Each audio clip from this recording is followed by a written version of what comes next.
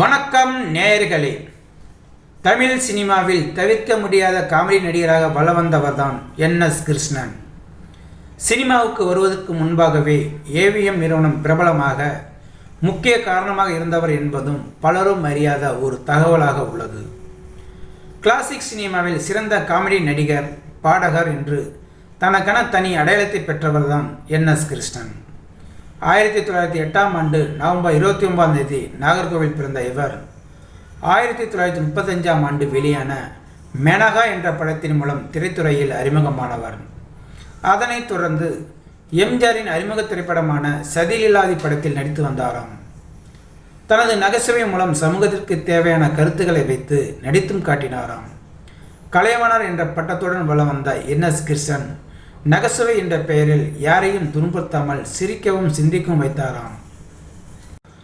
அதேபோல் சக நடிகர் நடிகைகளுடன் அன்பாகவும் நட்புடன் பழகும் வழக்கத்தை வைத்திருந்த NS கிருஷ்ணன் ஆரம்பத்தில் நாடகத்தின் மீது உள்ள ஆர்வத்தின் காரணமாக நாடக கொட்டைகளுக்கு சோடா விற்க சென்றுள்ளாராம்.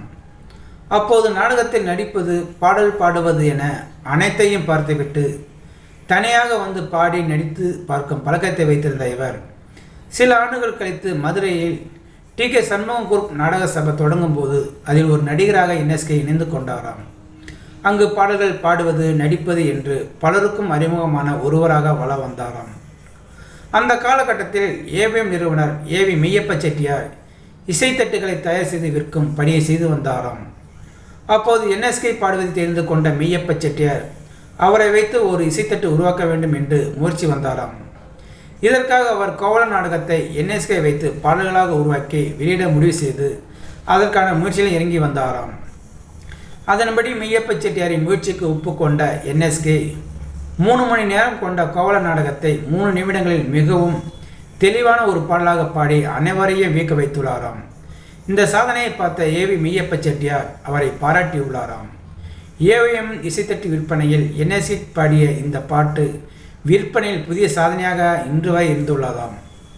அந்த காலகட்டத்தில் நாடகத்திலும் இது போன்ற இசைத்தட்டுகளிலும் NS கிருஷ்ணன் என்ற பெயர் பிரபலமாகி உள்ளதாம்.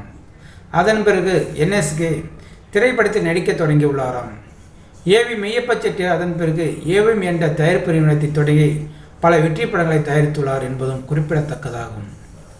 ஸோ நேயர்களே, இந்த வீடியோ பார்த்துருக்கு நீங்கள் வீடியோ பிடிச்சிருந்தால் லைக் பண்ணுங்கள், ஷேர் பண்ணுங்கள். வீடியோ பற்றின கருத்துக்களை கமெண்ட் பாக்ஸில் கமெண்ட் பண்ணுங்கள். அப்படியே பக்கத்தில் இருக்கிற பெல் சிம்பிளை கிளிக் பண்ணுங்கள். அப்போ தான் நான் போடுற வீடியோ அடிக்கடி வந்து ரீச் ஆகும். மறக்காமல் சேனலை சப்ஸ்கிரைப் பண்ணுங்கள். தேங்க்யூ, வணக்கம்.